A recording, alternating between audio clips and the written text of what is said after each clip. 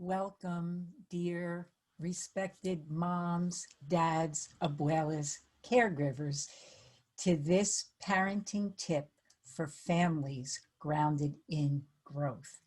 Hi, my name is Sharon McCarthy. I'm an educational consultant, which means my normal day to day is to support educators around this country with different micro interventions that they can use in the classroom to support their students.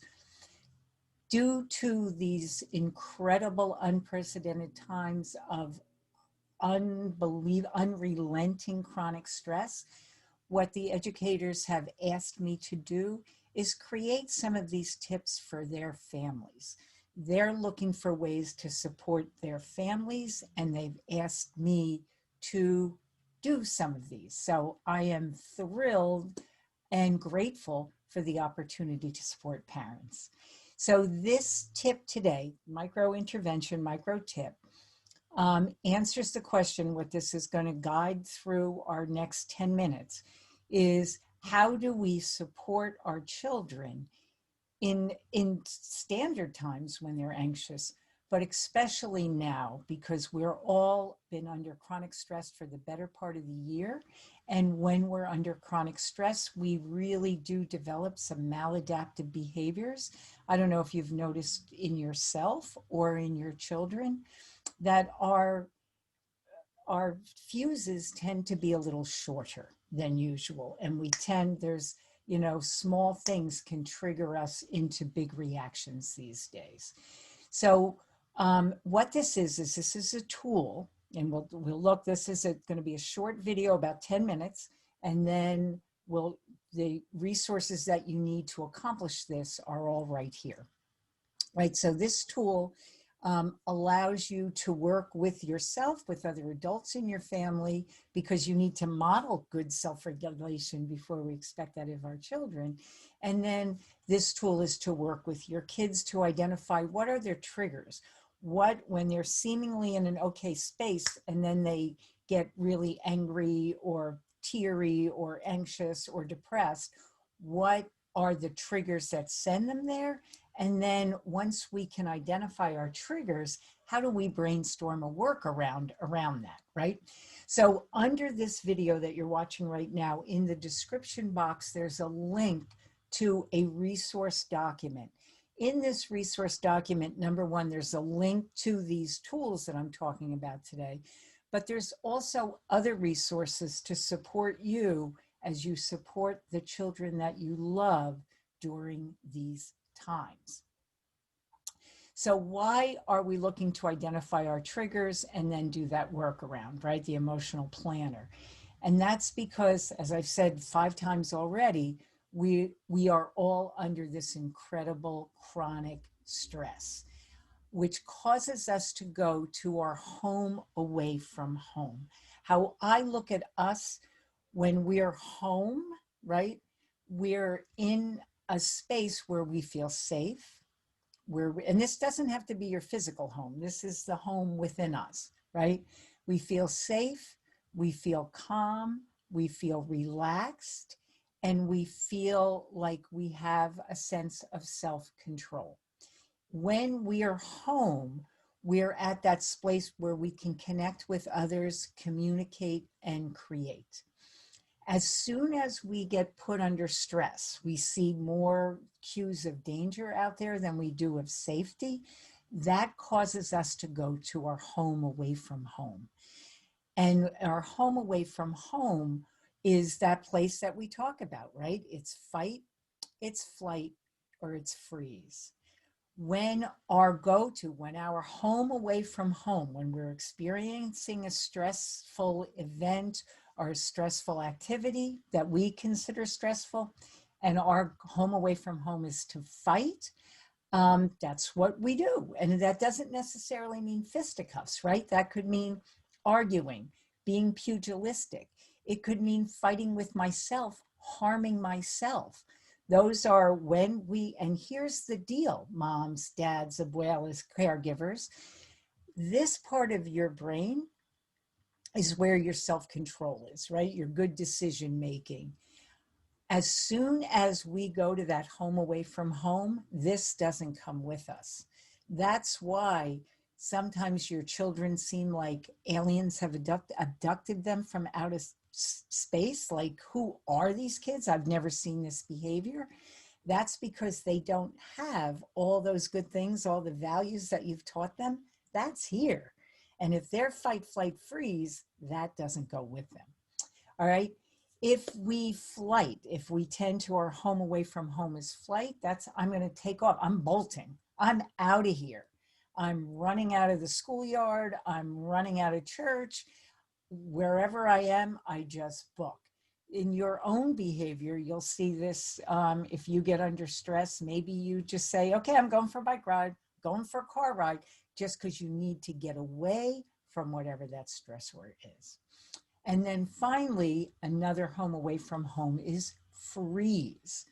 All right, that's, you see this, that's passive aggressiveness.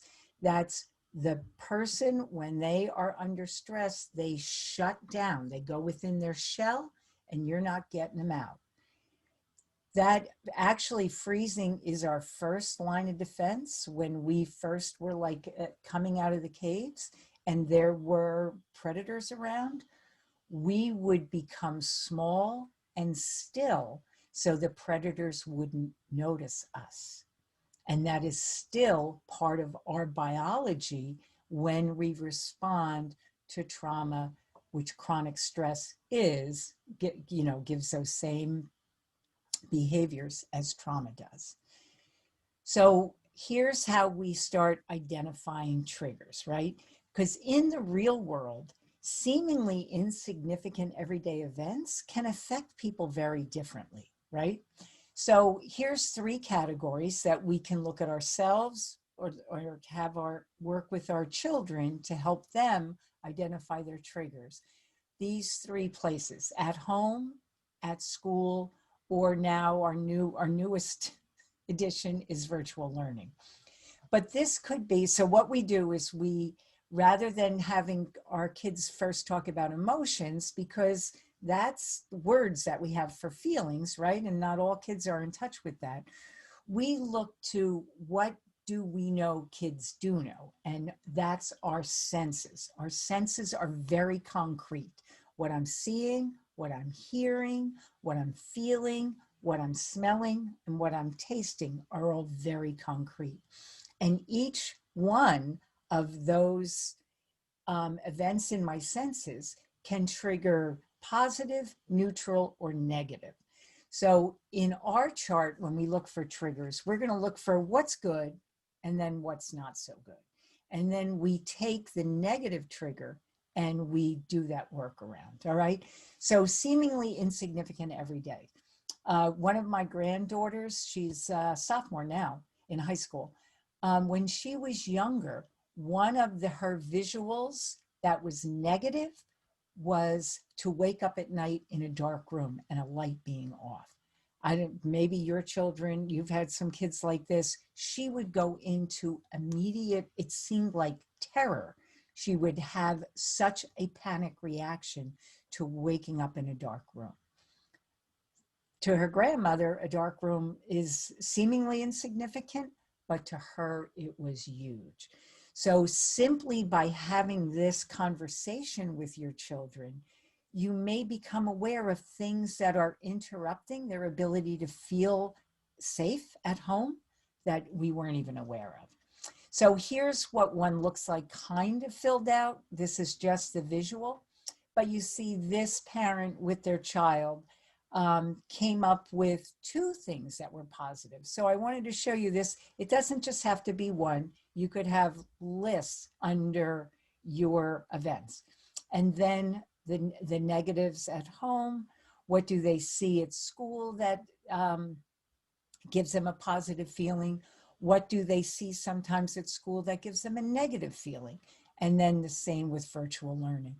So you see in this sample, in virtual learning, the negative is when this child begins to sees the teachers beginning to struggle with the technology, because we know that everybody had to learn a whole new way of delivering education in a very short amount of time.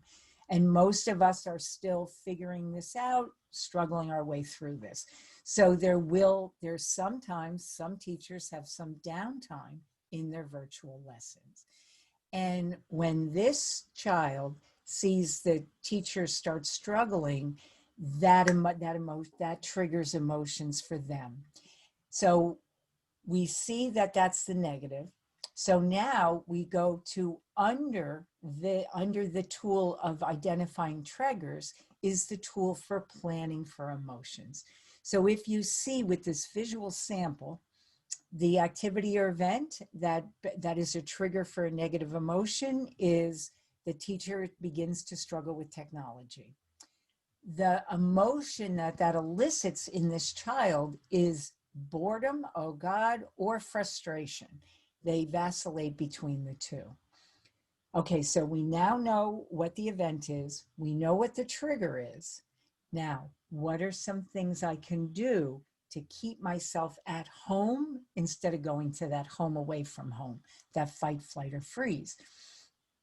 And as you see, what this child suggested is that they do their square breath, or I also call this math breath. This is something I've taught lots of teachers around the country.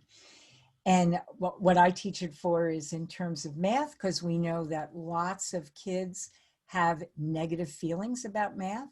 So to put ourselves in a more positive state, we do our math breath or our square breath before a math test, if I'm in basic skills, before I go to the back table with my friends to receive additional instruction. So square breath is really simple. You breathe in for 4 breaths, you hold it for 4 breaths, you breathe out for 4 breaths, and then you hold for, I'm sorry, not breaths, counts. Breathe in for 4 counts, hold for 4 counts, breathe out for 4 counts, hold for 4 counts. And you just go around that square, 4 counts on each side, for 90 seconds.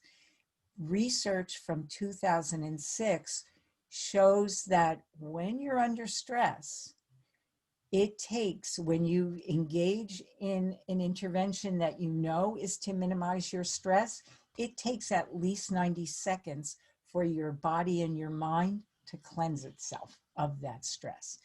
So they practice that square breath for 90 seconds and note that they have been able to help themselves remain at home rather than go to that home away from home. So I hope this is as helpful as I intended. Just please remember, caregivers out there of your beautiful, beautiful children, real change, enduring change, and this is from our notorious RBG, happens one step at a time.